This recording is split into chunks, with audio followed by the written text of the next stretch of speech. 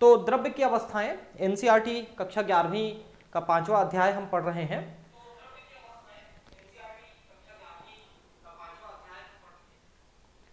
और इसमें हम लोग पिछले 3 क्लासेस में काफ़ी कुछ पढ़ चुके हैं नियमों के बारे में, और आज हम इसको गैसों का द्रवीकरण यहाँ पर पहुँचे हुए हैं। यहाँ से हम आगे बढ़ेंगे। तो देखिए, जितनी भी गैसें हैं उनको हम द्रव अवस्था में और फिर ठोस अवस्था में बदल सकते हैं। और द्रव अवस्था में बदलना, इसके लिए हमको 2 चीज़ें करना पड़ेगा। एक तो उनको हमको संपीड़ित करना पड़ेगा, मतलब प्रेशर में अधिक दाब में उनको रखना पड़ेगा, संपीड़न, दाब बढ़ाना पड़ेगा। और दूसरा है कि उनको एक निश्चित तापमान तक उनको ठंडा करना पड़ेगा। ठीक है, क्योंकि अगर हम तापमान को उतना ठंडा नहीं करेंगे, जिसको हम क्रांतिक ताप कहते हैं। 2 शब्द यहां पर आप ध्यान रखिए, 3 शब्द ध्यान रखिए। एक है क्रांतिक दाब, क्रांतिक ताप और क्रांतिक आयतन। तो क्रांतिक ताप क्या है? वह मिनिमम ताप है जिसके ऊपर आप किसी भी द्रव को, किसी भी गैस को द्रव में नहीं बदल सकते। आपको उतना ठंडा करना ही पड़ेगा। जैसे मान लो कार्बन डाइऑक्साइड का क्रांतिक ताप 30.98 यानी करीब 31 डिग्री सेल्सियस है। तो जब तक आप उसको 30.98 डिग्री तक ठंडा नहीं करेंगे, तब तक आप उसको कितना भी संपीड़ित करिए, वो द्रव में नहीं बदलेगा। ठीक है, और 30.98 तक ठंडा करने के बाद उसको दबाइए, तो एक निश्चित दबाव में आने पर, 73 वायुमंडलीय दाब में आने पर वो द्रव में बदल जाएगा। और अगर तापमान को और नीचे रखते हैं, 30.98 से कम रखते हैं, तो आपको ये दबाव और कम देना पड़ेगा, जिससे वो द्रव में बदल जाएगा। तो जिस समय मिनिमम टेम्परेचर क्या है, दाब क्या है और आयतन क्या है, जिस समय वो द्रव अवस्था में रहेगा, बदल जाएगा, उन्हीं को अपन क्रांतिक ताप, क्रांतिक दाब और क्रांतिक आयतन कहते हैं। ठीक है, मतलब मान लो क्रांतिक ताप 30.98 है, तो उससे आपको नीचे ही ठंडा करना पड़ेगा। और अगर आप उतना ठंडा करते हैं तो एक निश्चित दबाव है 73 वायुमंडलीय दाब, उतना दबाव आपको देना पड़ेगा, तब वो जाकर के द्रवीकृत होगा। और उतने में जो आयतन रहेगा वो उसका क्रांतिक आयतन है। तो यहां पर ये ग्राफ है, काफी जटिल है। मैं कुछ हद तक इनको आपको कुछ नहीं, काफी हद तक समझाने की आपको कोशिश करता हूं। देखिए, ठीक है, यहां पर आपको 30.98 डिग्री सेल्सियस, 31.1 डिग्री सेल्सियस और 50 डिग्री सेल्सियस, ये 3 तापमान आपको दिखाए गए हैं कि इन 3 तापमान पे आप कार्बन डाइऑक्साइड को दबाते चले जाते हो, इनका दाब बढ़ाते चले जाते हो। ठीक है, 30.98 जैसा मैंने कहा, ये क्रांतिक ताप है। क्रिटिकल टेम्परेचर, सी जो लिखा है उसका नाम है, मतलब है क्रिटिकल। ठीक है, क्रांतिक, क्रिटिकल टेम्परेचर है 30.98।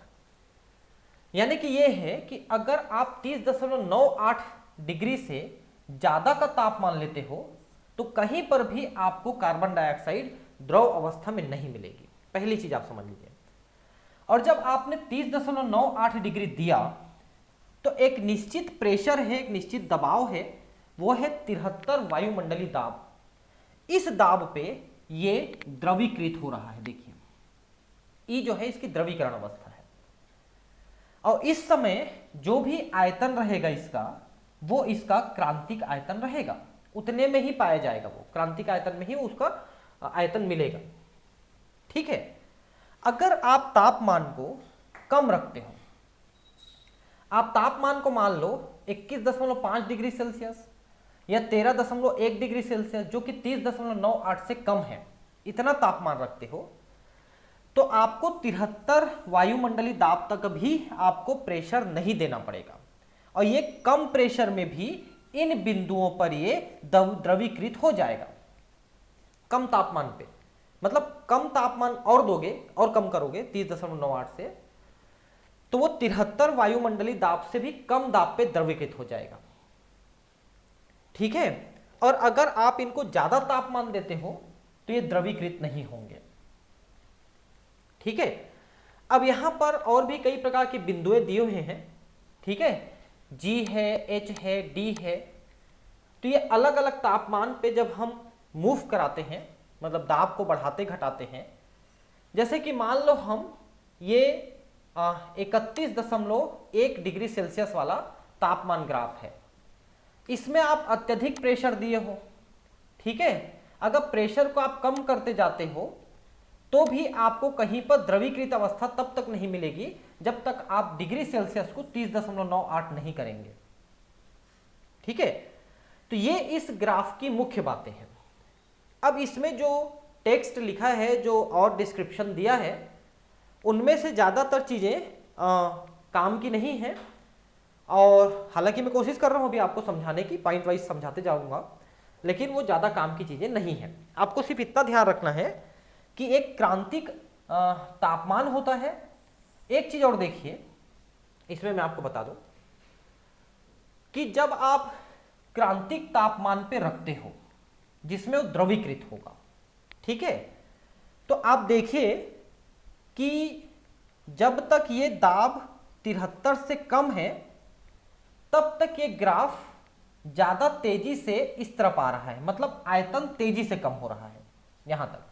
जब तक वो द्रवीकृत नहीं हो जाता गैस का आयतन बहुत तेजी से कम होगा, लेकिन जैसे ही यहां पर ये द्रवीकृत होगा, दाब को और बढ़ाओगे तो इसका आयतन उतना तेजी से कम नहीं होता है, उतना तेजी से कम नहीं होगा।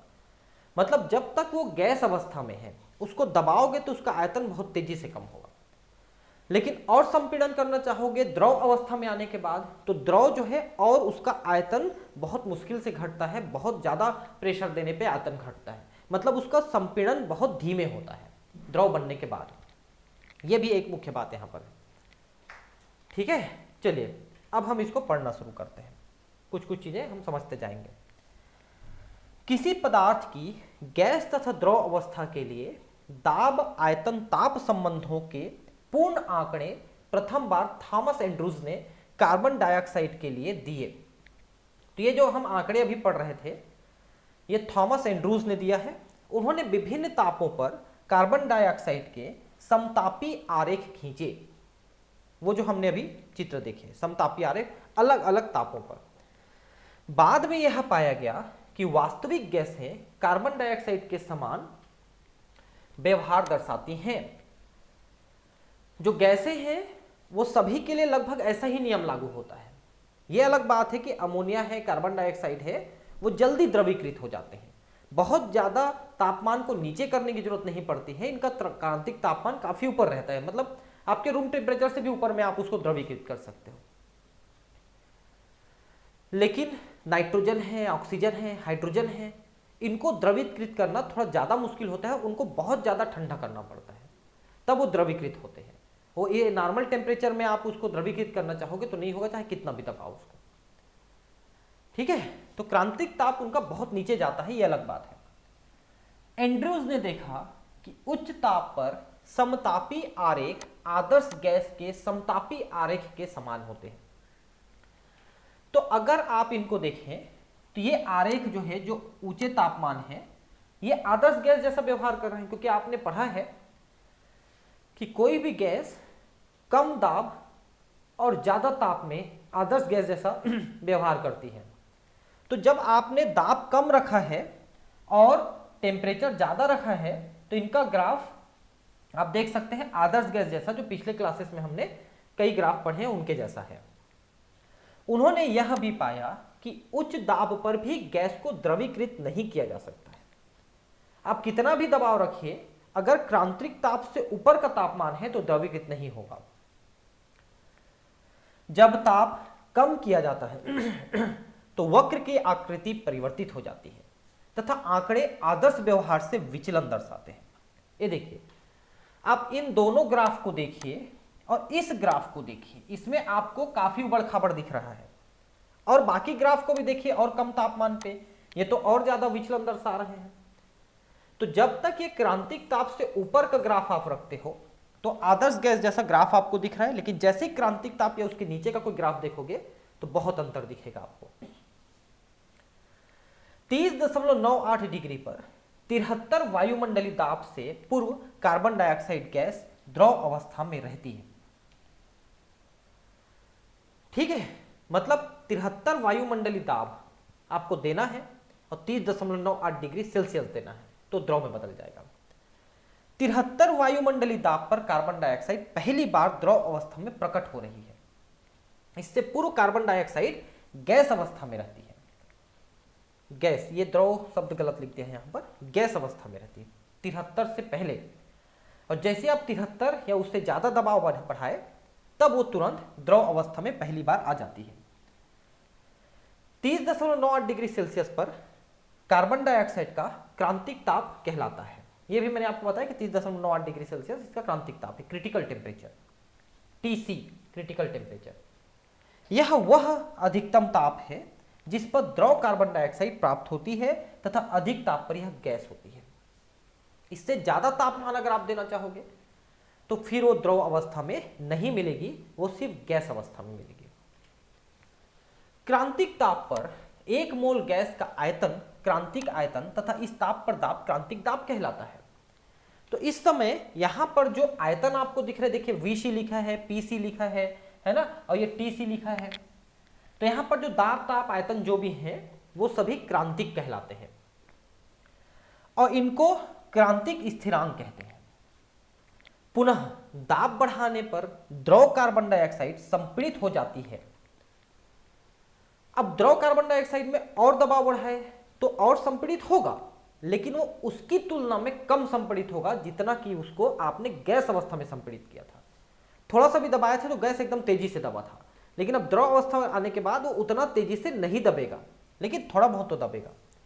खड़ी रेखा द्रव कार्बन डाइऑक्साइड के समतापी आरेख को प्रदर्शित करती है। अत्यधिक दाब बढ़ाने पर संपीड्यता में सूक्ष्म न्यूनतम द्रवों की कम संपीड्यता को प्रदर्शित करती है। ये देखिए, जब आपने यहां पर इसको द्रव अवस्था में बदल दिया, उससे पहले ज्यादा तेजी से दब रहा था, अब कम तेजी से दब रहा है, ये इस टाइप से जा रहा है। देखिए तो लकीर जो है, जो ऐसे फ्लैट आ रही थी वो अब सीधी खड़ी हो गई, मतलब अब उतना तेजी से नहीं दबेगी। आयतन जो है पहले यहां से यहां जितना आपने 0 से 73 किया उतने में आयतन V1 से Vc तक गया, और 73 से ऊपर किए क्योंकि अब ये द्रव अवस्था में आ चुका है, तो 73 से और ऊपर जब आपने किया, 73 से ऊपर किया तो आयतन Vc से इधर जो है, Vc से इधर आयतन बहुत ज्यादा कमी नहीं हुई, थोड़ा धीमे कमी हुई। वो इसलिए कि गैस का आयतन जल्दी कम होता है और द्रव का आयतन उतना तेजी से कम नहीं होता। ठीक है,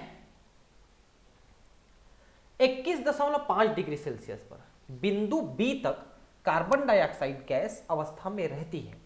बिंदु बी पर विशिष्ट आयतन का द्रव प्राप्त होता है। अब देखिए, जब आपने इसको 21 डिग्री सेल्सियस किया, आपने 21.5 डिग्री सेल्सियस किया, इस समय आप देखिए कि बी बिंदु पर यह द्रव प्राप्त हो रहा है और इसका अब देखिए कि दाब कम है। जब आपने टेम्परेचर 30.98 रखा था तो उस समय आपको 73 तक दबाना पड़ा था, लेकिन जब तापमान और कम किए तो आपको यहां पर 50 के आसपास या और कम भी आपको दबाना पड़ रहा है, तब भी वो द्रव अवस्था में आपको मिल जा रही है। ठीक है, और अगर आपने तापमान 13.1 डिग्री सेल्सियस तक घटाया तो ये आपको ए बिंदु पर द्रव अवस्था मिल जा रही है और यहां पर आप देखिए कि दबाव और कम है। ठीक है, और एक चीज और देखिए कि जब आपने 30.98 डिग्री सेल्सियस में दबाया, 73 तक दबाया, तो उसका आयतन इतना था, मतलब ज्यादा दबाने का अर्थ से द्रव का आयतन कम था। लेकिन जब 21.5 डिग्री रख के दबाया तो आपको कम दबाना पड़ा, इसलिए ये जब द्रव में बदला तो इसका आयतन ज्यादा था क्योंकि आपने कम दबाया है, फिर भी वो द्रव बदल गया। और 13.1 में जब आपने दबाया तो और कम दबाना पड़ा आपको, इसलिए इसका आयतन और ज्यादा प्राप्त हुआ। तापमान को घटाते जाओगे तो आपको द्रव में बदलने के लिए उसको कम दबाना पड़ेगा, उसका प्रेशर कम रखना पड़ेगा, और प्रेशर को कम रखोगे तो आयतन ज्यादा रहेगा, क्योंकि प्रेशर बढ़ाने से आयतन कम होता है, आयतन बढ़ाएगा ज्यादा कम प्रेशर में। तो आप देख सकते हैं कि जब आपने ज़्यादा टेम्परेचर लेके दबाया तो ज़्यादा दबाना पड़ा, आयतन कम हो गया। कम तापमान लेके दबाया तो आपको कम दबाना पड़ा, आयतन थोड़ा ज़्यादा मिला। ये सब द्रव की बात कर रहे हैं अपन, द्रव में मिल गया है। और कम तापमान में दबाया तो और कम दबाना पड़ा और द्रव और ज़्यादा आयतन वाला मिला। ठीक है, तो आप बिंदु बी और बिंदु ए को देखिए, ये कम तापमान पे और जल्दी द्रवीकृत हो रहा है कार्बन डाइऑक्साइड, और कम दबाव में द्रवीकृत हो रहा है तो भी उसका आयतन ज्यादा हो रहा है, मतलब उस समय उसका आयतन ज्यादा हो रहा है। ये देखिए, विशिष्ट आयतन का द्रव प्राप्त होता है। इसके उपरांत संपीड़न पर दाब परिवर्तित नहीं होता है। ठीक है, द्रव तथा गैस कार्बन डाइऑक्साइड साथ साथ रहते हैं। दाब पुनः बढ़ाने पर गैस का संघनन अधिक होता है तथा बिंदु सी प्राप्त होता है। अब देखिए कि यहां पर बिंदु सी, ये देखिए बिंदु सी प्राप्त होगा। मतलब ये है कि जब आपने यहां पर इसको ई वाले बिंदु पर 30.98 में इसको द्रवीकृत कर दिया है, अब इसमें आप और ज्यादा तापमान घटाते हो तो बिंदु सी प्राप्त होगा कम दबाव पर। ये देखिए बिंदु सी कम दबाव पे प्राप्त हो रहा है। ठीक है ना, ऐसा है। दाब बढ़ाने पर गैस का संघनन अधिक हो जाता है, बिंदु सी प्राप्त होता है, तो वो इधर से दाब बढ़ा रहे हैं, मतलब 73 से तो कम है। बिंदु सी पर पूरी गैस संघनित हो जाती है। तत्पश्चात पुनः दाब बढ़ाने पर द्रव बहुत कम संपीड़ित होता है तथा एक अति प्रवण रेखा मिलती है। V2 से V3 तक आयतन में सूक्ष्म संपीड़न P2 से P3 दाब को अति प्रवण बनाता है। ये देखिए कि आपने जब दबाव बढ़ाया, द्रव में बदल करके दाब को बढ़ाया, उस समय संपीड़न V2 V3 ये कम हो रहा है, तो अति प्रवण है। अति प्रवण मतलब अंतर कम हो रहा है, ये बता रहे हैं। इसलिए मैं बोला था कि इस ग्राफ को समझना थोड़ा डिफिकल्ट है आपके लिए, मैंने बार बार ग्राफ को दिखा के समझाने की कोशिश किया। ठीक है, 30.98 क्रांतिक ताप से नीचे प्रत्येक वक्र इसी प्रकार की प्रवृत्ति प्रदर्शित करता है। तो आपने दो और तापमान देखा, 21 डिग्री 13 डिग्री वाले, उनमें भी इसी तरह की हो रही है। कम ताप पर केवल क्षैतिज रेखा की लंबाई में वृद्धि होती है। क्रांतिक बिंदु पर क्षैतिज भाग एक बिंदु में विलीन हो जाता है। तो सीधा सा मतलब यह है कि जब क्रांतिक ताप आपने रख लिया है और क्रांतिक दाब से भी अधिक दाब दे दिया है तो द्रव में है वो। अब द्रव में आप और दाब बढ़ाओगे तो संपीड़न नहीं होता, इसलिए क्षैतिज रेखा मिलती है। ठीक है, अतः हम देखते हैं कि चित्र में बिंदु ए गैसीय अवस्था को प्रदर्शित करता है। अब देखिए यहां पर बिंदु ए, यहां पर गैसीय अवस्था है, इसे थोड़ा सा भी दबाओगे तो ये द्रव अवस्था में बदलेगा, क्योंकि तापमान आपने यहां पर 13.1 पे अगर किया, नहीं ये तो 21.5 पे दिखा रहा है ना, 21.5 पे, तो 21.5 अगर आप रखते हो तो आपको दाब जो रहना है कम से कम इतना दाब रखना पड़ेगा, तब वो द्रव अवस्था में बी में मिलेगा। लेकिन अगर दाब आपने कम कर दिया तो ये गैस अवस्था में मिल गया, क्योंकि 21.5 में आपको दाब कम से कम इतना रखना पड़ेगा, तो बी वाले बिंदु पे द्रव रहेगा। ठीक है, और दाब को अगर आपने कम कर दिया तो ये देखिए ए जो है इसकी गैस अवस्था है, इतने में वो गैस नहीं बनेगा, आपको इतना दबाना पड़ेगा। ठीक है, ऐसा है।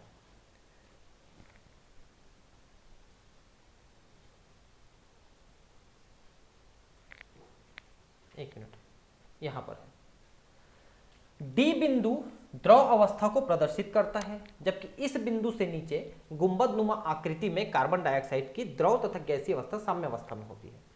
बिंदु डी पे अब बात करते हैं। ये देखिए बिंदु डी लिख रहा है कि ये द्रव अवस्था प्रदर्शित करता है। ठीक है, हालांकि यहां पर आपने दाब बहुत ज्यादा बढ़ा दिया है। ठीक है, और तापमान आपने कितना दिया है, ये देखिए तापमान आपने 21.5 डिग्री दिया है। ठीक है, आप 21.5 डिग्री वाले तापमान पे अगर आप कर रहे हो तो डी वाले पॉइंट पे आपको ये द्रव अवस्था में मिल रहा है, सी वाले पॉइंट में भी द्रव अवस्था मिल जाएगा, मतलब यहां से लेके यहां तक पूरा ऊपर द्रव अवस्था मिल रही है आपको। ठीक है, और उससे नीचे अगर आप करते हो दाब को अगर तापमान बढ़ा के दाब को घटाते हो तो फिर वाष्प बन जाएगा, मतलब वो गैस बन जाएगी। वही बात कर रहा है ये। उदाहरण चित्र में ताप बढ़ाने पर हम बिंदु A से F की ओर जाते हैं, तब इस समतापी वक्र 31.1 के सहारे स्थिर ताप पर गैस को संपीड़ित करने पर बिंदु G मिलता है। बिंदु A से F, ठीक है। अब देखिए बिंदु A से F की ओर जाते हैं, तो अब यहां पर तापमान ज्यादा है। देखिए ये तापमान 31.1 डिग्री सेल्सियस है। तो अब वो द्रव से, क्योंकि ए वाले पे द्रव मिला था हमको और एफ वाले में आपको गैस मिलेगी, ठीक है। तब इस समतापी वक्र के सहारे स्थिर ताप पर गैस को संपीड़ित करने पर बिंदु जी भी मिलता है। अब जी वाले को देखते हैं अपन, ठीक है। ये देखिए ये बिंदु जी है, ठीक है। मतलब इस तापमान पे आप दाब को बढ़ाते जाते हो तो बिंदु जी मिलेगा, ठीक है। और इस समय ताप को कम कर दोगे तो यहां पर भी इतना प्रेशर बढ़ा चुके हो आप कि थोड़ा सा भी ताप कम कर दोगे तो ये द्रव प्रावस्था में मिल जाएगी, ठीक है। ये जितने भी पॉइंट लिखे हैं ना, इन सभी पॉइंट पे ज्यादातर में वो द्रव अवस्था में है, कुछ में वो गैस अवस्था में है। जैसे आपने डी को पढ़ा था कि गैस अवस्था में आ जाएगी। इसके पश्चात हम ताप कम करके ऊर्ध्वाधर नीचे की ओर बिंदु डी पर जाते हैं।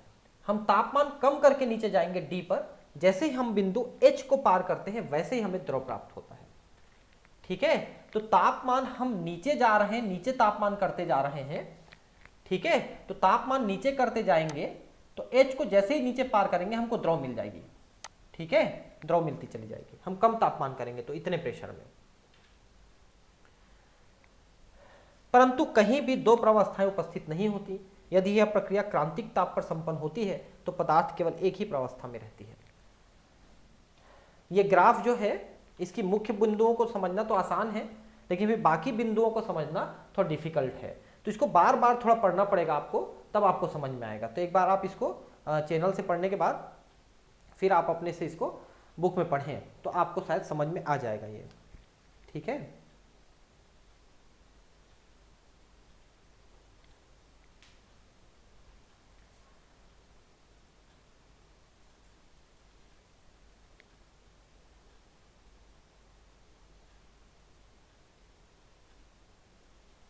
ठीक है, वो किनारे का कट रहा था इसलिए मैंने इसको थोड़ा सा।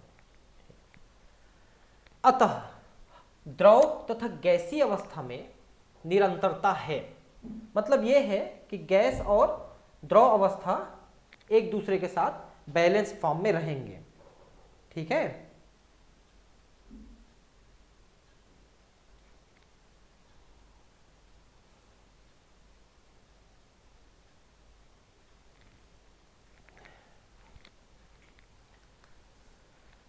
इस सातत्य अवस्था को पहचानने के लिए गैस तथा द्रव के लिए तरल पद को प्रयोग में लाया जाता है। देखिए तरलता कहने से जनरली आप समझते हो कि द्रव अवस्था है, लेकिन तरलता का मतलब द्रव अवस्था नहीं है।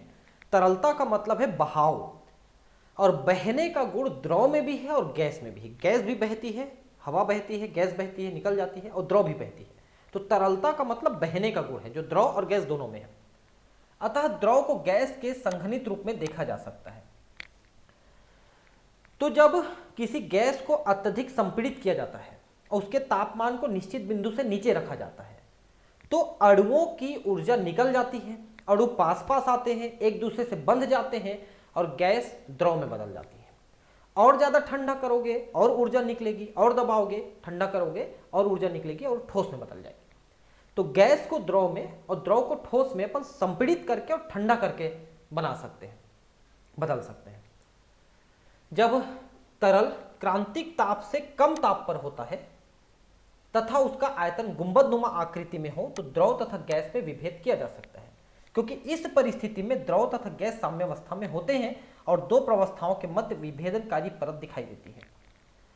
एग्जैक्टली अगर आप क्रांतिक ताप, दाब और आयतन पे रखे हो तो गैस द्रव में बदल रही है और द्रव गैस में बदल रही है, दोनों एक दूसरे में बदलते हैं।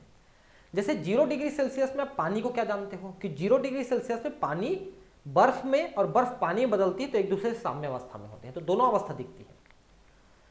वैसे क्रांतिक ताप, दाब, आयतन पे रखोगे गैस को तो गैस द्रव में और द्रव गैस में भी बदल रही है, तो दोनों साम्य अवस्था में रहते हैं। तो आपको द्रव के ऊपर गैस का भी एक स्तर आपको दिखाई देगा एक दूसरे में बदलते हुए। ठीक है, इस विभेदी परत की अनुपस्थिति में हम किसी भी विधि द्वारा इन दो अवस्थाओं में विभेद नहीं कर सकते। अगर ये दोनों चीजें नहीं दिखेंगी तो आप विभेद नहीं कर सकते। क्रांतिक ताप पर गैस में द्रव का परिवर्तन अप्रत्यक्ष तथा सतत होता है। ठीक है, तो क्रांतिक ताप में अगर रख दिए हैं तो गैस द्रव में बदल रही है और द्रव गैस में बदल गई।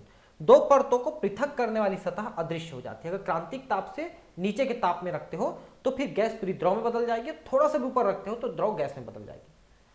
ठीक है, गैस द्रव में और द्रव गैस में थोड़े से भी ऊपर नीचे टेम्परेचर करने से।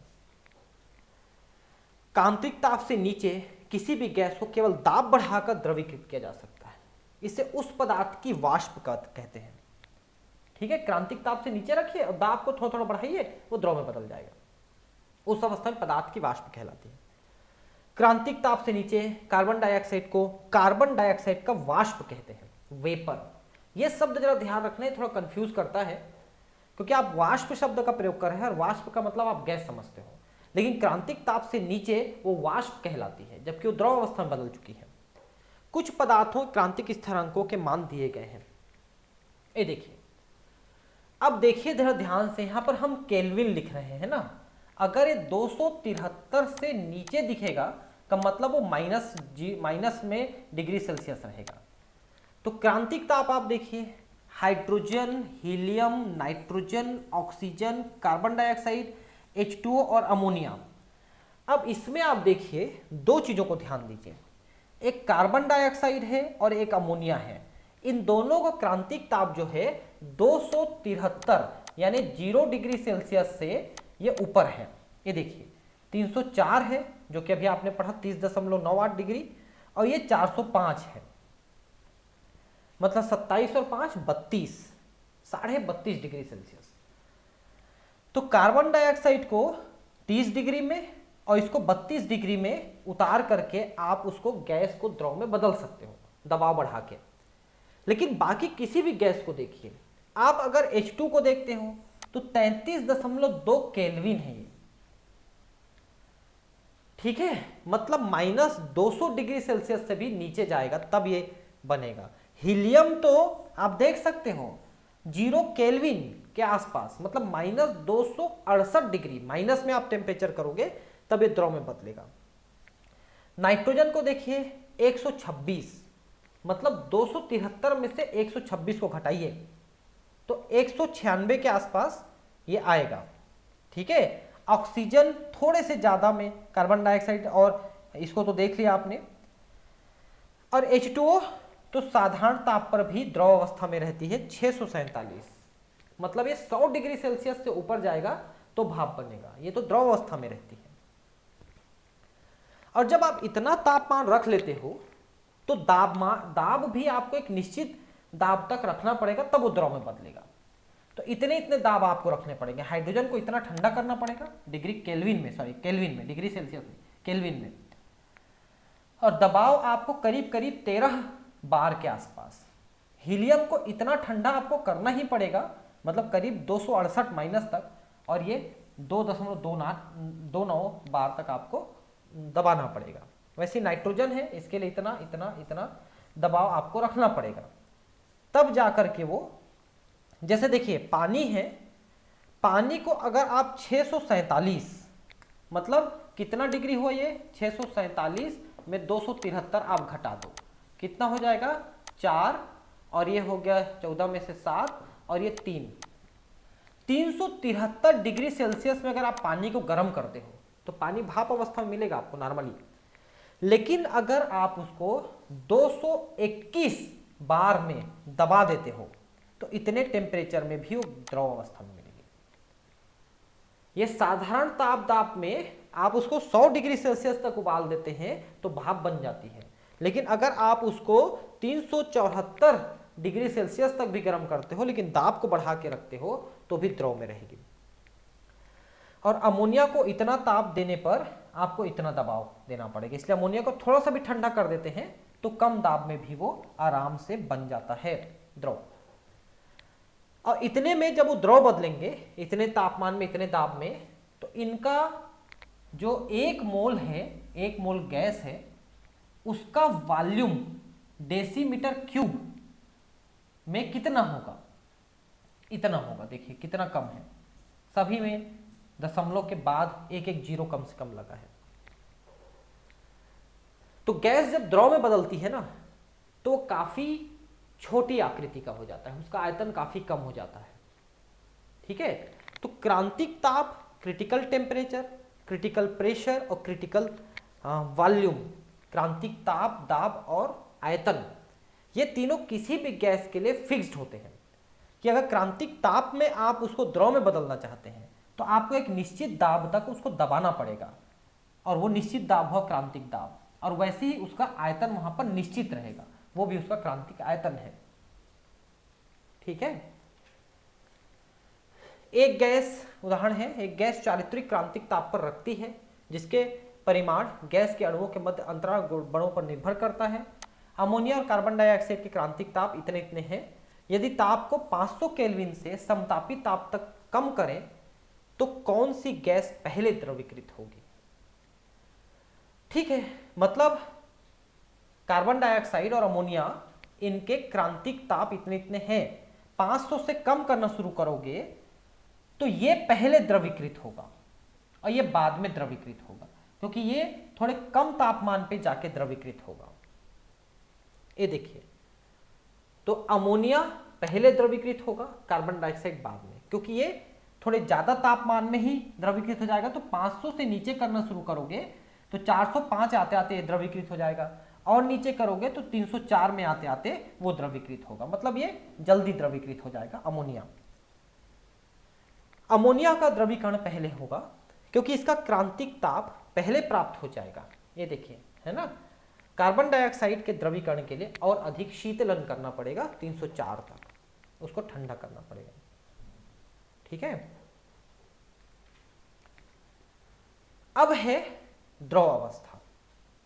आपने अभी तक गैस अवस्थाएं पढ़ी और गैस के गुणधर्मों का अध्ययन किया आपने।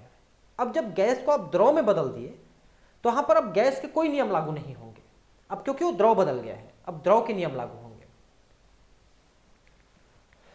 गैस अवस्था की तुलना में द्रव अवस्था में अंतरा अणु बल अधिक प्रबल होते हैं। तो द्रव में बदल गया, इसका मतलब ही है कि द्रव में जो अणु हैं वो ज्यादा पास पास आ गए हैं, और ज्यादा पास में आने से उनका आकर्षण बल अधिक हो गया है, उनकी अन्योन्य क्रिया बढ़ गई है। इनके अणु इतने पास पास होते हैं कि उनके मध्य रिक्त स्थान बहुत कम होता है। सामान्य परिस्थितियों में गैस की तुलना में द्रव अधिक सघन होते हैं। ठीक है, तो द्रव ज्यादा सघन है, अणु पास पास है, और अगर ठोस लोगे तो वो और ज्यादा सघन होते हैं। द्रवों के अणु अंतरा अणु आकर्षण बलों द्वारा बंधे रहते हैं। द्रवों का आयतन निश्चित होता है, गैस का आयतन निश्चित नहीं होता। अगर एक गैस को आप 1 लीटर में भरोगे तो 1 लीटर का हो जाएगा फैल के, 10 लीटर में भरोगे तो 10 लीटर में फैल जाएगा। आयतन गैस का निश्चित नहीं होता, लेकिन द्रव का आयतन निश्चित है। अगर 100 ml पानी लेते हो तो कितने भी बड़े ड्रम में भरोगे तो 100 ml ही रहेगा, वो फैल के 10 लीटर नहीं हो जाएगा। हाँ, लेकिन उसकी आकृति जो है, शेप जो है, वो बर्तन के आधार पे रहेगा। बर्तन अगर लंबा है तो लंबा, चौड़ा है तो चौड़ा, ऐसे हो जाएगा। आकृति बदल सकती है। तो गैस की दोनों बदल जाती है, आयतन आकृति दोनों। द्रव की केवल आकृति बदलती है, आयतन फिक्स होती है, और ठोस की आयतन और आकृति दोनों हो जाती है। आप उसको कहीं भी रखोगे तो वैसे ही रहेगा। द्रवों का आयतन निश्चित है क्योंकि अणु एक दूसरे से पृथक नहीं होते हैं, जबकि द्रव के अणु मुक्त रूप से गमन करते रहते हैं, जिससे द्रव प्रवाहित होते रहता है। तो द्रव का आयतन तो निश्चित है, लेकिन आकृति उसके पात्र पे निर्भर करता है। द्रव को एक पात्र से दूसरे पात्र में डाला जा सकता है, तथा जिस पात्र में उसे रखा जाता है उसी की आकृति ग्रहण कर लेता है। जैसे मान लो इस गिलास में पानी भरा है, तो उस पानी की आकृति इस गिलास जैसा है। अगर इस गिलास से पानी को हम एक बाउल में डाल दें तो उसकी आकृति बाउल जैसे हो जाएगी, पानी की आकृति। इस खंड में हम द्रव के कुछ गुणों जैसे वाष्प दाब, पृष्ठ तनाव तथा श्यानता का अध्ययन करेंगे। ठीक है, इनका हम अध्ययन करने वाले हैं। पहला है वाष्प दाब। देखिए, जब आप किसी द्रव को गर्म करना शुरू करते हैं तो द्रव के अणु ऊष्मा ग्रहण करके अंतरा अणु बल को तोड़ करके बाहर निकलने की कोशिश करते हैं। तो द्रव की सतह पे, जैसे मान लो ये द्रव है, किसी पात्र में रखा गया है, ठीक है, ये द्रव है। तो शुरू में क्या होता है कि आप जब पानी को गर्म करना शुरू करेंगे देखना, तो ऊपर से कुछ भाप निकलता दिखेगा। ऐसा क्यों होता है? क्योंकि सतह के जो अणु हैं वो आकर्षण बल को तोड़ के जल्दी मुक्त हो जाते हैं, इसलिए वो निकल रहे हैं। लेकिन अंदर के अणु अभी चारों तरफ से दबे हुए हैं, इसलिए बाहर नहीं निकल पा रहे हैं।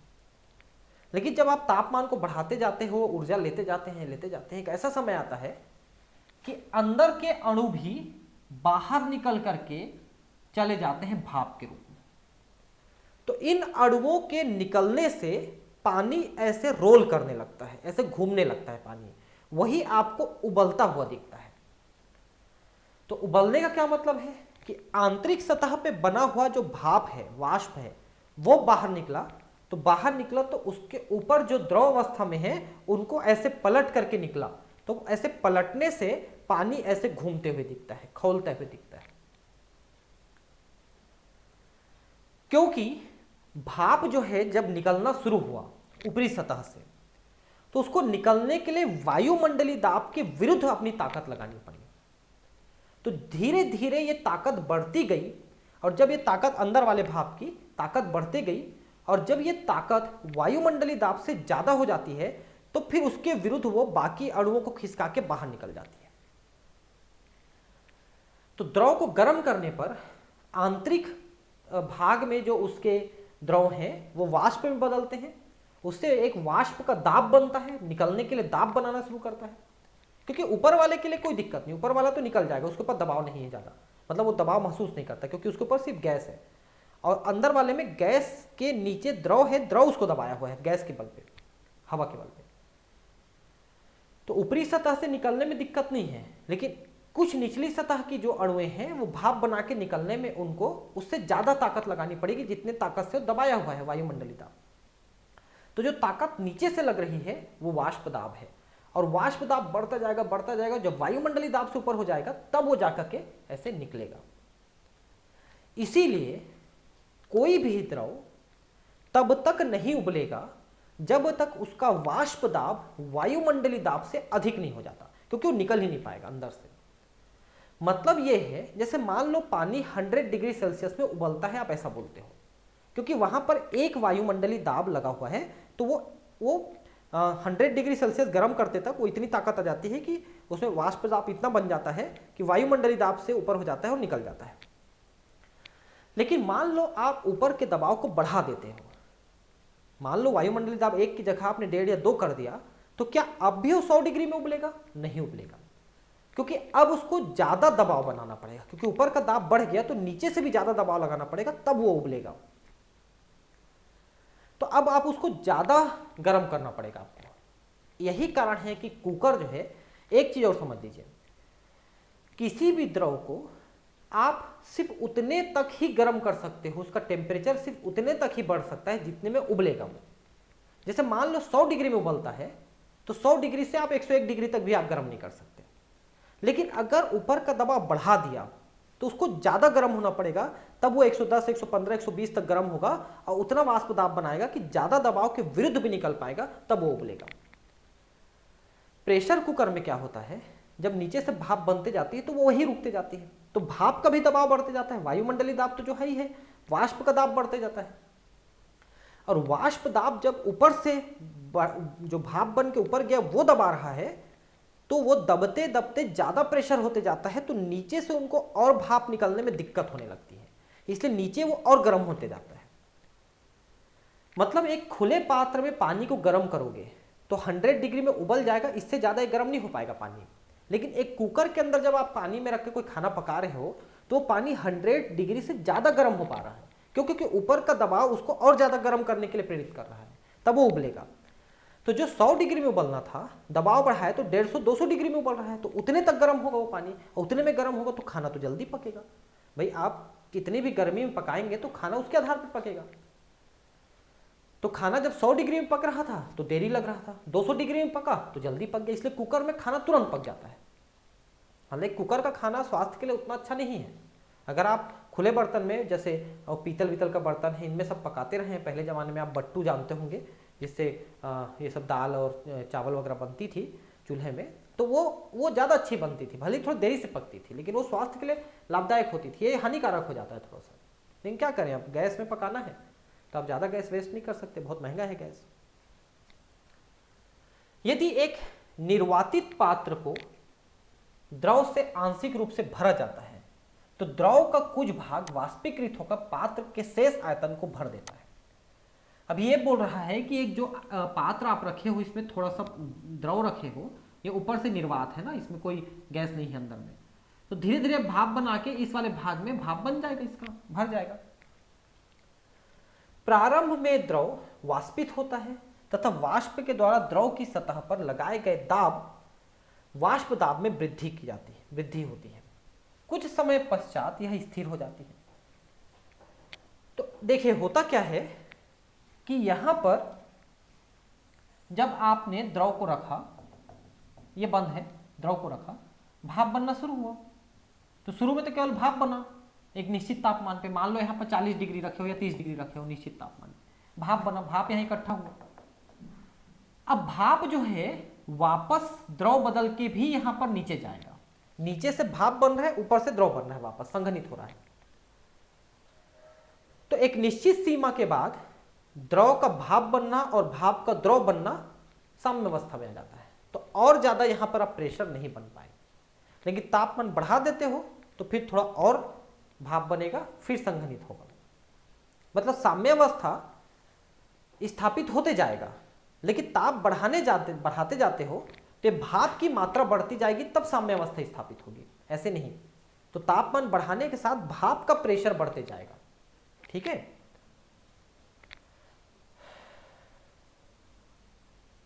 तथा द्रव अवस्था एवं वाष्प अवस्था के मध्य साम्य स्थापित हो जाता है, वही बात मैंने आपको बताई। इस अवस्था में वाष्प दाब साम्य वाष्प दाब अथवा संतृप्त वाष्प दाब कहलाता है। अब और ज्यादा भाप नहीं बन रहा है, जितना बन रहा है वो संघनित हो रहा है, तो हम इस अवस्था में इसको साम्य वाष्प दाब कहते हैं। हम जितना दाब बन चुका भाप का उतना ही रहेगा। चूंकि वाष्पन की प्रक्रिया ताप पर आधारित होती है, अतः किसी द्रव के वाष्प दाब की चर्चा करते समय ताप का उल्लेख करना आवश्यक होता है, ठीक है। तो वाष्पन की प्रक्रिया ताप पर है, तो हम जब भी इसका अध्ययन करेंगे हम ये बताएंगे कि कितने ताप पे हो रहा है। जैसे अभी मैंने आपको बताया कि मान लो 40 डिग्री में कर रहे हो या 30 डिग्री में कर रहे हो, तो आपको वो तापमान आपको बतानी पड़ेगी, ठीक है, ऐसा है। जब द्रव को खुले पात्र में गर्म किया जाता है तो वह अपनी सतह से वाष्पीकृत होती रहती है। जब द्रव का वाष्प दाब बाह्य दाब के समान हो जाता है तब पूरे द्रव का वाष्पीकरण होने लगता है तथा वाष्प अपने परिवेश में मुक्त रूप से प्रसारित होती है। संपूर्ण द्रव के मुक्त वाष्पीकरण की स्थिति को उबलना कहते हैं, क्वथनांक, उबलते जाता है वो। तो उबलता क्यों है? क्योंकि अंदर का भाप भी अब बाहर निकल पा रहा है, इसलिए वो उबलेगा, ठीक है, और पानी को ऐसे खौला देता है। वह ताप जिस पर किसी द्रव का वाष्प दाब बाह्य दाब के समान हो जाता है वह उस दाब पर द्रव का क्वथनांक कहलाता है, ठीक है। तो सामान्य वायुमंडलीय दाब जो है उसमें जो जल का वाष्प दाब 100 डिग्री सेल्सियस में वायुमंडलीय दाब के बराबर होता है, इसलिए उस डिग्री सेल्सियस पे उबलता है। लेकिन आप इस पानी को पहाड़ में ले जाइए जहां पर वायुमंडलीय दाब कम हो जाता है तो वो जल्दी उबल जाएगा, 80-90 डिग्री में उबल जाएगा।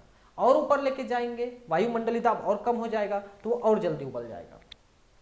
और कोई ऐसा द्रव है जो ज्यादा भाप बनाता है तो और जल्दी उबलेगा। जैसे पानी मान लो 100 डिग्री में उबलता है, लेकिन एल्कोहल जो है 90 या 80 या 70 और 60 में उबल जाता है। वो अलग अलग एल्कोहल की बात कर रहे हैं क्योंकि ज्यादा भाप बनाता है,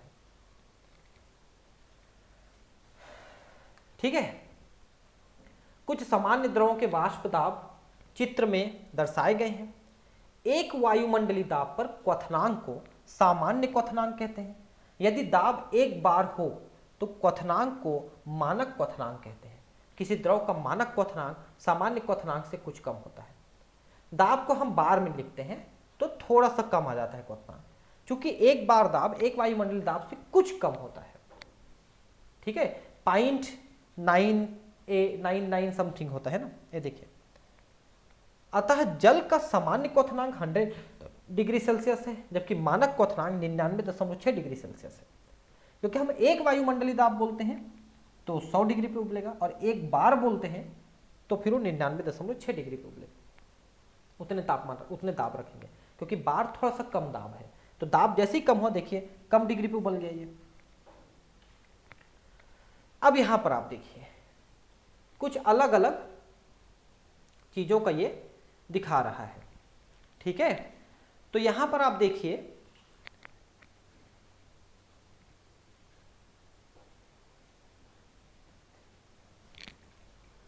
तो अलग अलग गैस द्रवों का ये वाष्प दाब बता रहा है। देखिए डाई एथिल ईथर है ना, कार्बन टेट्राक्लोराइड है, एथिल एल्कोहल है और जल है।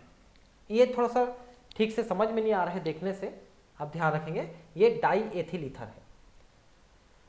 ठीक है, तो अब देखिए कि हमने यहां पर तापमान को 0 डिग्री सेल्सियस यानी 273 केल्विन से ऊपर ले जाना शुरू किए। ठीक है, और ये ऊपर ले जाते हम 100 डिग्री सेल्सियस यानी 373 तक लेके गए हैं। ठीक है, और दबाव जो है वाष्प दाब 760 जो है एक वायुमंडलीय दाब है। देखिए, तो अगर आप जल को देखोगे तो एक वायुमंडलीय दाब आप जब लिखते हो तो ठीक ये 100 डिग्री सेल्सियस यानी 373 केल्विन पे उबलता है। ठीक है, 373 केल्विन पे उबलता है। लेकिन इसी एक वायुमंडलीय दाब पे आप अगर एथिल एल्कोहल को देखोगे तो जल्दी उबल रहा है। देखिए कितने बोल रहे हैं, 350 के आसपास में, मतलब ये 100 डिग्री से करीब कम यानी कि करीब 75 डिग्री के आसपास में उबल रहा है। 351.3 डिग्री केल्विन पे उबल रहा है। एग्जैक्टली आप निकाल लो इसको, एथिल एल्कोहल। ठीक है, क्योंकि एल्कोहल थोड़ा जल्दी भाप बनाता है, तो जल्दी जल्दी भाप बना रहा है तो जल्दी उबल रहा है। ठीक है, और अगर कार्बन टेट्राक्लोराइड कहोगे तो थोड़ा सा 1-2 डिग्री और कम में उबल जाएगा। ये देखिए 349.7 डिग्री पे उबल रहा है, क्योंकि और जल्दी भाप बनाता है। जबकि डाई एथिल ईथर आप देखिए 308 पे ही उबल गया, इतने दबाव में, सामान्य वायुमंडलीय दबाव पे। ठीक है, और अगर वायुमंडलीय दाब की बजाय कम दाब में रखते हो तो ये सभी बहुत कम तापमान पे उबल जाएंगे। देखिए बहुत कम तापमान पे उबल रहे हैं। अगर ऊपर का दबाव आप कम करते जाते हो तो ये कम ताप में उबलेंगे। ठीक है, और दबाव बढ़ाते हो तो अधिक ताप पे उबलेंगे। यही कारण है कुकर के अंदर जो खाना पक रहा है वो ज्यादा डिग्री सेल्सियस पे उबल रहा है तो उतने तक गर्म हो रहा है वो, और इसलिए खाना जल्दी पक रहा है। लेकिन आप जैसे ही दबाव कम करते हो तो वो जल्दी उबल जाएगा और खाना देरी से पकेगा। तो आप देख सकते हैं कि बहुत अच्छे से ग्राफ आपको समझा रहा है कि जो द्रव ज्यादा भाप बनाता है वो जल्दी उबलता है, जो देरी से भाप बनाता है वो देरी से उबलता है, और कम दबाव पर ये कम तापमान में भी उबलेंगे। ऐसा है। ठीक है, अब यहां पर एक चीज आप देखिए कि एथिल एल्कोहल और जल दोनों यहां पर एक निश्चित ताप पर उबल रहे हैं। आप देखिए एक निश्चित ताप पर उबल रहे हैं। ठीक है, ये है 296 केल्विन पे उबल रहे हैं एथिल एल्कोहल और जल। कितने में, जब हम 60 mmHg रखे हैं, 760 mmHg ये सामान्य वायुमंडलीय दाब है, ये mmHg में। ठीक है, तो ये एक वायुमंडलीय दाब है, 1 atm, और हम केवल 60 mmHg रखते हैं, तो एथिल एल्कोहल और जल दोनों एक सामान्य ताप पर उबल रहे हैं, वो है 296 केल्विन पे।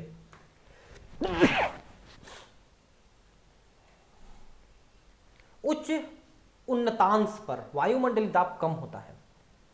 अतः उच्च उन्नतांश मतलब जब हम जमीन से ऊपर जाते हैं पहाड़ों में या पठारों में तो वायुमंडलीय दाब कम होता है, अतः समुद्र तल की तुलना में उच्च उन्नतांश पर द्रव कम ताप पर उबलता है। तो ऊंचाई में जाते हो तो कम तापमान पर भी उबल जाता है। क्योंकि पहाड़ों पर जल कम ताप पर उबलता है, अतः भोजन को पकाने के लिए प्रेशर कुकर का इस्तेमाल करना पड़ता है। पहाड़ में जाके आप अगर खुले पात्र में बर्तन में पकाएंगे तो चूंकि वो जल्दी उबल जा रहा है, कम ताप में उबल जा रहा है, उससे ज़्यादा आप गर्म नहीं कर सकते उसको, इसलिए फिर वो देरी से पकेगा। लेकिन आप कुकर इस्तेमाल करेंगे तो फिर उसके अंदर प्रेशर बढ़ जाएगा। चिकित्सालयों में शल्य क्रिया यानी ऑपरेशन में काम आने वाले जितने भी टूल्स हैं, उपकरण हैं, कैंची वैंची हैं, को ऑटोक्लेव में उबाल कर रोगाणुकृत किया जाता है। क्योंकि ऑटोक्लेव के मुख पर भार रखकर दाब बढ़ाने से उसमें निहित जल का क्वथनांक बढ़ जाता है।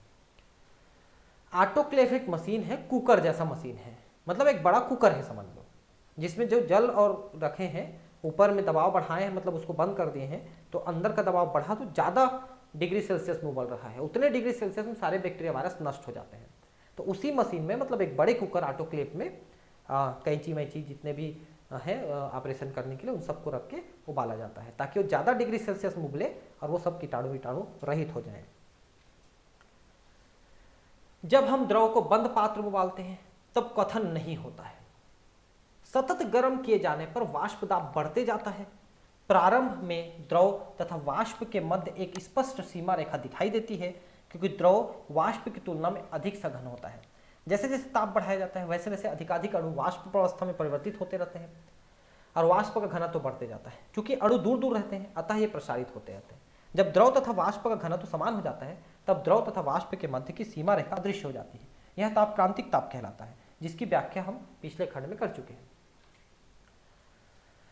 तो प्रेशर कुकर के अंदर जब आपने पानी को गर्म करना शुरू किया तो पानी का भाप बन के अंदर रुकता गया तो भाप की डेंसिटी बढ़ती गई, उसका घनत्व, तो भाप जो है वापस द्रव में बदलने लग गया। तो भाप और द्रव के बीच साम्यावस्था, ताप बढ़ाए तो अधिक भाप बना, ताप घटाए तो ज्यादा द्रव बना।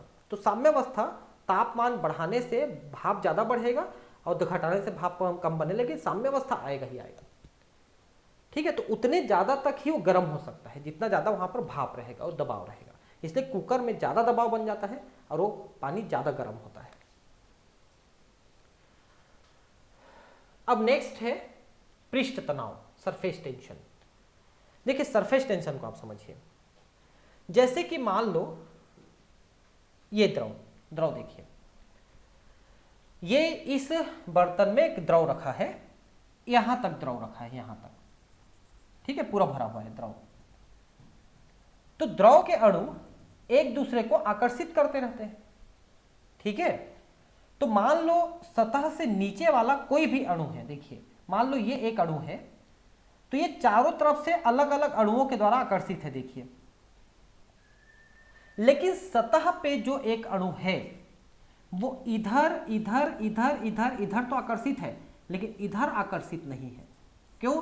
क्योंकि इसके ऊपर आकर्षित करने वाला कोई अणु है ही नहीं, वो तो सबसे ऊपर में है।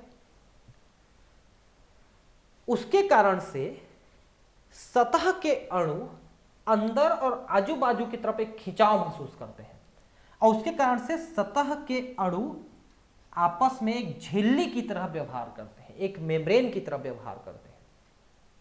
और परिणाम यह होता है कि यहां पर एक झिल्ली जैसी बन जाती है जिसको हम पृष्ठ तनाव कहते हैं। और इसीलिए किसी भी द्रव की बूंद रखते हो आप तो वो गोल होने का प्रयास करती है, और अगर पृष्ठ तनाव ज्यादा है तो ज्यादा गोल हो पाएगी। जैसे पानी की एक बूंद को आप डालिए थोड़ी चपटी हो जाएगी, लेकिन मरकरी पारा की एक बूंद डालिए वो गोल हो जाएगी, वो छर्रे जैसा दिखेगा। वो आयरन बॉल होता है ना, बेरिंग वगैरह के अंदर रहता है छर्रा, वैसा दिखेगा वो, कौन? मरकरी। लेकिन पानी तो चपटा हो जाता है, क्योंकि पानी में सरफेस टेंशन कम है, इसलिए उसका बूंद छोटा, मतलब चपटा हो जाता है। जबकि मरकरी में सरफेस टेंशन ज्यादा है, पृष्ठ तनाव, इसके कारण से वो गोल हो जाता है। तो पृष्ठ तनाव जो है इस तरह से काम करता है कि अंदर वाला तो बराबर आकर्षण में है, लेकिन बाहर वाला बराबर आकर्षण में नहीं है, आजू बाजू नीचे ज्यादा आकर्षित है, ऊपर की तरफ आकर्षित नहीं है। ठीक है, यह सर्वविदित तथ्य है कि द्रव पात्र का आकार ग्रहण कर लेता है। मरकरी की बूंदें सतह पर फैलने के बजाय गोलाकार मणिका के रूप में क्यों हो जाती है? वही बात मैं अभी कह रहा था कि गोल दिखेगा मरकरी, ठीक है, यानी पारा। नदी के तल में मृदा के कण पृथक पृथक क्यों होते हैं तथा बाहर निकालने जाने पर साथ साथ चिपक क्यों जाते हैं? ठीक है, जैसे कि आप थोड़ा सा चिकनी मिट्टी ले लो, आप चिकनी मिट्टी को हाथ में लेकर से पानी में डुबा के देखो तो उसके कण ऐसे फैल जाएंगे, नहीं पानी से जैसे निकालोगे मिट्टी के कण आपस में चिपक जाते हैं, क्योंकि बाहर निकालते हैं जो जल के सरफेस टेंशन है उसके कारण से वो आपस में चिपक गया, वो एक रबड़ की तरह काम कर रहा है, वो चिपका दे रहा है। ठीक है, केशिका नली को द्रव तल के संपर्क में लाने पर केशिका नली में द्रव चढ़ता है अथवा उतरता क्यों है? देखिए, जैसे आप एक स्पंज लेते हो, स्पंज को पानी में डुबाते हो तो पानी उसके अंदर चढ़ करके पूरा फैल जाता है। क्यों पता है? क्योंकि स्पंज में जो छेद हैं वो केशिका जैसे काम करते हैं। केशिका मतलब क्या होता है? बहुत पतली ट्यूब, बहुत पतली नलिका, उसे हम केशिका कहते हैं। कितनी पतली? जितनी वो स्पंज में छेद है उतनी पतली। तो केशिका की एक विशेषता है कि केशिका को जब आप किसी पानी में या किसी द्रव में आप डुबाते हो तो वो द्रव जो है इसके ऊपर चढ़ जाती है, छलकती नहीं है ऐसे, लेकिन ऊपर चढ़ के रह जाती है। इसीलिए कॉटन में या स्पंज में पानी अपने आप चढ़ करके पूरे सब तरफ फैल जाता है, क्योंकि वहां पर वो केशिका जैसे काम करता है, कैपिलरी कहते हैं उसको। वैसी मिट्टी है, देखिए जमीन में जो मिट्टी है, मिट्टी के कणों के बीच में जो जगह होता है वो भी केशिका जैसे काम करता है। इसलिए जो जल बारिश से आया, बारिश से नीचे उतर रहा है जल, उसकी काफी मात्रा जो है 20-25% मात्रा जो है मिट्टी कणों के बीच में रुक जाती है, क्योंकि उनके बीचों में भी वो पृष्ठ तनाव के द्वारा रुकी हुई होती है। और ये जो पौधे हैं उनकी जड़ें ना इसी केशिका जल को ही अवशोषित कर सकती हैं, बस वही उनके लिए उपलब्ध है। इसलिए ऐसी मिट्टी जिसमें पर्याप्त मात्रा में जल रुक सके और पर्याप्त मात्रा में हवा भी रुक सके, केवल जल का रुकना या केवल हवा का रुकना पौधों के लिए परेशानी का सबब है। जैसे चिकनी मिट्टी है, चिकनी मिट्टी में केवल पानी पानी भर जाता है, क्योंकि बहुत ज्यादा वो रोक लेता है पानी को, हवा कम हो जाती तो भी जड़ों को सांस लेने के लिए हवा नहीं मिल पाती। तो दोमट मिट्टी सबसे अच्छी होती है, जिसमें जल भी 25% और हवा भी 25% रुकी रहती है बीच बीच में, तो उसको सांस लेने के लिए भी मिल जाती है रूट्स को, और पानी भी मिल जाती है। तो दोमट मिट्टी, जो काली मिट्टी है, दोमट मिट्टी, लोम सॉइल इंग्लिश में कहते हैं, वो पौधे के लिए सबसे अच्छी होती है। तो जिधर काली मिट्टी दोमट मिट्टी होती है उधर फसलें भी ज्यादा होती हैं, पता होगा आपको। ये सभी प्रघटनाएं द्रव के विशिष्ट गुण, जिसे पृष्ठ तनाव कहते हैं, के कारण होती है। द्रव के एक पुंज में एक अणु सभी दिशाओं से समान आकर्षण बल अनुभव करता है और परिणामी आकर्षण बल शून्य हो जाता है, परंतु सतह पर विद्यमान अणु अपने नीचे के अणुओं के कारण द्रव के अंदर की ओर आकर्षण बल महसूस करते हैं, अनुभव करते हैं, क्योंकि इसके ऊपर अणु नहीं होते हैं। वही बात मैंने अभी बताया इसमें कि ऊपर नहीं है तो सिर्फ नीचे ही आकर्षण बल हो रहा है। ठीक है, ऐसा है।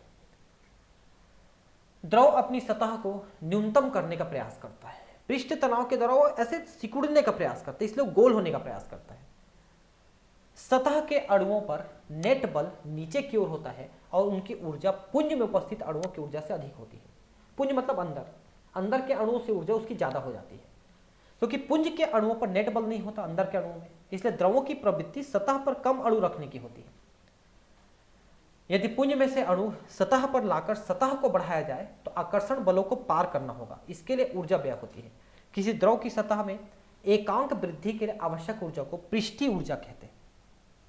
इसकी ऊर्जा जूल पर मीटर स्क्वायर होती है।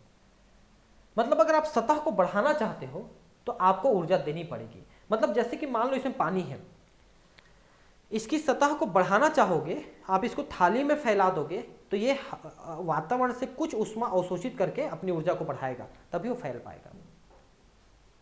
ठीक है, और नहीं तो ठंडी हो जाएगी वो। सतह पर खींची गई एक रेखा की एकांक लंबाई पर लगने वाले लंबवत बल को पृष्ठ तनाव कहते हैं और इसे गामा से प्रदर्शित करते हैं। ठीक है, इसकी इकाई किलोग्राम पर सेकंड स्क्वायर तथा एसआई इकाई में न्यूटन पर मीटर होता है। ठीक है, ऐसा है। किसी द्रव का न्यूनतम ऊर्जा स्तर तब होता है जब उसका पृष्ठ क्षेत्रफल निम्नतम होता है। इस स्थिति को गोलाकृति संतुष्ट करती है, इसलिए गोल होने का प्रयास करती है। यही कारण है कि वर्षा की बूंदें तथा मरकरी की बूंदें गोलाकार होती है। कांच के तीक्ष्ण किनारे को गर्म करने चिकना बनाया जाता है। देखिए, जैसे कि आप कभी ऑफिस में गए होंगे किसी के, तो देखोगे टेबल के ऊपर जो ग्लास लगा हुआ है उसका किनारे जो है ऐसे ऐसे ऐसे करके गोल टाइप का बना हुआ है और चिकना है। तो क्या करते हैं पता है, जब कांच को काटा जाता है तो किनारे को उसके एक गर्म करने का मशीन होता है, उसे गर्म कर देते हैं। तो गर्म करके कांच जो है वहां पर द्रव में बदल जाता है और द्रव ऐसे गोल होने का प्रयास करता है, तो किनारे ऐसे गोल हो जाता है, जिससे वो धारी हट जाती है और वो चिकना गोल हो जाता है। गर्म करते हैं उसको। गर्म किए जाने पर कांच पिघलता है और द्रव का किनारा गोल आकृति लेने का प्रयास करता है, जिससे किनारा चिकना बन जाता है। इसे कांच की अग्नि पॉलिश या फायर पॉलिशिंग कहते हैं। किनारे फायर पॉलिशिंग। पृष्ठ तनाव के कारण एक केशिका नली में द्रव चढ़ता या उतरता है।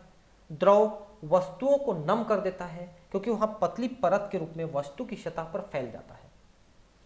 मृदा के नम कण पास होते हैं क्योंकि जल की पतली परत का पृष्ठ तनाव कम हो जाता है। यह पृष्ठ तनाव ही है जो द्रव की सतह को तनन का गुण देता है। ठीक है, आप किसी ब्रश को लेना, जैसे बहुत सारे ऐसे ब्रशेस लगे हुए हैं, उसको पानी में डुबाना, देखना ब्रशेस ऐसे फैल जाते हैं। पानी से जैसे निकालते हो सारे ब्रश आपस में चिपक जाते हैं। ऐसे ही हो पृष्ठ तनाव। गुरुत्व प्रभाव के कारण पृथ्वी पर छोटी छोटी बूंदें आंशिक चपटी हो जाती हैं, परंतु गुरुत्वहीन वातावरण में बूंदें पूर्ण रूप से गोलाकार होती हैं। ठीक है, गुरुत्वाकर्षण में चपटी हो गई क्योंकि पृष्ठ तनाव से ज्यादा हो गया बल गुरुत्वाकर्षण का, लेकिन मरकरी वो गोल ही होती है क्योंकि पृष्ठ तनाव ज्यादा होता है गुरुत्वाकर्षण से। इसलिए हवा में जब तक कोई बूंद रहती है वो गोल रहती है जल की, जमीन में पड़ने पर चपटी हो जाती है। पृष्ठ तनाव का परिमाण द्रव के अणुओं के मध्य आकर्षण बलों पर निर्भर करता है। जब आकर्षण अधिक होता है पृष्ठ तनाव अधिक होता है। ताप बढ़ने पर अणुओं गतिज ऊर्जा बढ़ जाती है, अंतर अणु क्रिया की प्रभावित कम हो जाती है, तो ताप बढ़ने पर पृष्ठ तनाव कम हो जाता है। ठीक है, पृष्ठ तनाव कम हो जाएगा क्योंकि अणु जो है मूव करने लगेंगे। देखिए, अब नेक्स्ट है इसमें श्यानता। श्यानता क्या है? देखिए, जैसे आप पानी को देखिए और तेल को देखिए और हनी को देखिए, इन तीनों में आपको क्या अंतर दिखा? पानी जो है ऐसा लगता है एकदम पतला द्रव है, तेल थोड़ी मोटी द्रव है जो धीमे बहती है, और शहद और मोटी द्रव है जो थोड़ी और धीमे बहती है। तो ये जो आप महसूस कर रहे हो कि पानी पतला है, तेल उससे ज्यादा मोटा है और हनी उससे भी ज्यादा मोटा है, यही श्यानता है। यानी वो कितनी आसानी से बह सकता है। अगर वो ज्यादा आसानी से बहेगा तो कम श्यान है, और ज्यादा मुश्किल से बहेगा, धीमे बहेगा तो ज्यादा श्यान है। ठीक है, तो द्रवों का अभिलाक्षणिक गुण है श्यानता। द्रव की प्रवाह की अवस्था में जब तरल की परतें एक दूसरे के ऊपर गुजरती हैं तब उनके मध्य उत्पन्न घर्षण बल के माप को श्यानता कहते हैं। देखिए, जैसे द्रव बह रही है तो उसके अलग अलग स्तर बह रहे हैं, तो एक दूसरे को ये घर्षण के द्वारा रोकने का प्रयास करते हैं, वही घर्षण श्यानता कहलाती है। घर्षण अणुओं के मध्य प्रबल अंतरा आणविक बलों के कारण होता है, क्योंकि अणु एक दूसरे को चिपका के रखना चाहते हैं। ठीक है, जो परतों को एक साथ बांधे रखती है और उनके एक दूसरे पर संचालन का प्रतिरोध करती है। तो आकर्षण बल जितना ज्यादा रहेगा वो उनको उतना धीमे बहने देंगे, उतना रोकने की कोशिश करेंगे, जैसे इसमें आपको बताया मैंने। देखिए, ठीक है, जैसे कि U एक स्तर है, इसके नीचे वाला U माइनस डी यू है, इसके ऊपर वाला U प्लस डी यू है, क्षेत्रफल है, इनके बीच का जो दूरी है dz है। तो ये एक दूसरे को घर्षण के द्वारा रोकना चाहेंगे। यदि दूरी dz पर परत का वेग du परिवर्तित होता है तो वेग प्रवणता को du dz से प्रदर्शित किया जाता है। मतलब यह है, देखिए कि निचली परत सबसे धीमी, इसकी ऊपरी परत उससे जोर से और ऊपरी परत और जोर से बहती है। ठीक है, तो बहने की स्पीड जो है जैसे जैसे ऊपर जाओगे उतनी ज्यादा रहती है बहने की स्पीड। परतों के प्रवाह को बनाए रखने के लिए एक बल की आवश्यकता होती है। यह बल संपर्क युक्त परतों के क्षेत्रफल तथा वेग प्रवणता के समानुपाती होता है। परतों का क्षेत्रफल और वेग प्रवणता, ये दोनों हो जाए। ठीक है, तो ये क्षेत्रफल ये है, वेग प्रवणता यानी कि फोर्स F है, तो F is proportional to A, और A का मान होता है du/dz, क्षेत्रफल का मान। ठीक है, तो du/dz वेग प्रवणता है, अतः दूरी के साथ वेग में परिवर्तन है। तो अब ये दोनों जो हैं चूंकि प्रोपोर्शनल साइन में है, तो इन दोनों को आप यहां पर एक साथ ले लीजिए, और प्रोपोर्शनल साइन को हटाने के लिए आपको यहां पर ईटा टर्म इस्तेमाल करना पड़ेगा। तो ईटा जो है एक समानुपाती स्थिरांक है जिसे श्यानता गुणांक कहते हैं। ठीक है, श्यानता गुणांक वह बल है जब वेग प्रवणता तथा संपर्क का क्षेत्रफल इकाई हो। इस प्रकार ईटा विस्कोसिटी की माप है। श्यानता को इंग्लिश में विस्कोसिटी कहते हैं। विस्कोसिटी ज्यादा है मतलब वो ज्यादा थिक द्रव है।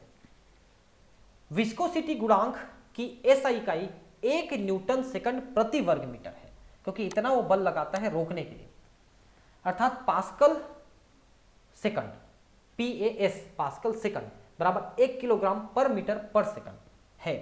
सीजीएस पद्धति में इसकी इकाई पॉइज है, वैज्ञानिक जीन लुइस पॉइजले के नाम पर दी गई है। सेंटीपॉइज, पॉइज ये हम देते हैं। जीन लुइस पॉइजले के नाम पे पॉइज यूनिट का इस्तेमाल किया जाता है सीजीएस में, और एसआई यूनिट न्यूटन सेकंड पर मीटर स्क्वायर ये है। 1 पॉइज बराबर 1 ग्राम पर सेंटीमीटर पर सेकंड, यानी कि 10⁻⁻1 केजी पर मीटर पर सेकंड। दोनों का आपको यहाँ पर दिखाया गया है, पॉइज और सेंटीपॉइज, पॉइज और एएसआई यूनिट। श्यानता अधिक होने पर द्रव का प्रवाह बहुत धीमे होता है। हाइड्रोजन बंध तथा वांडरवाल बल के कारण विस्कोसिटी बढ़ जाती है। कांच एक अति चिपचिपा द्रव है, यह इतना श्यान होता है कि इसके अधिकांश गुण ठोसों से मिलते हैं। अब ये कह रहे हैं कांच एक द्रव जैसा है, आप कैसे जाने? कांच तो आपके दरवाजे पे, खिड़की पे लगा है, देखिए। तो आप इसको समझने के लिए कोई पुराने मकान पे जाइए जो कम से कम 50, 60, 100 साल पुरानी मकान हो, और उतनी पुरानी उसमें खिड़की उड़की में कहीं कांच लगा हो, तो आप ध्यान से देखेंगे कि वो कांच ऊपर से पतला और नीचे से मोटा हो गया, क्योंकि बह करके वो नीचे आ गया है। मतलब 100 सालों में उतना बह पाया कि नीचे थोड़ा मोटा, थोड़ा ऊपर, नीचे मोटा, ऊपर पतला हो गया। इतना धीमे बह रहा है कांच। ठीक है, ताप बढ़ाने पर श्यानता का गुण कम हो जाता है, क्योंकि अधिक ताप पर अणुओं की गतिज ऊर्जा अधिक हो जाती है, जिससे अंतराल बलों को पराभूत कर एक दूसरे पर फिसलती है। तो ताप बढ़ाने पर द्रव जो है पतला हो जाएगा, उसकी श्यानता कम हो जाएगी और वो ज्यादा आसानी से बहेगी। ठीक है, कोई भी श्यानता। ठीक, तो आज हमने इस चैप्टर को खत्म कर दिया। अब मैं अगली क्लास में आपको इसका क्वेश्चन आंसर कराऊंगा, लेकिन अभी मैं उसको अब लाइव नहीं कराऊंगा, उसको मैं रिकॉर्डिंग डालूंगा क्वेश्चन आंसर को। ठीक है, ठीक है, मिलते हैं फिर अगले क्लास में। लाइव क्लास का मैं आपको नोटिफिकेशन भेजते रहूंगा। ठीक है भाई, धन्यवाद, थैंक यू।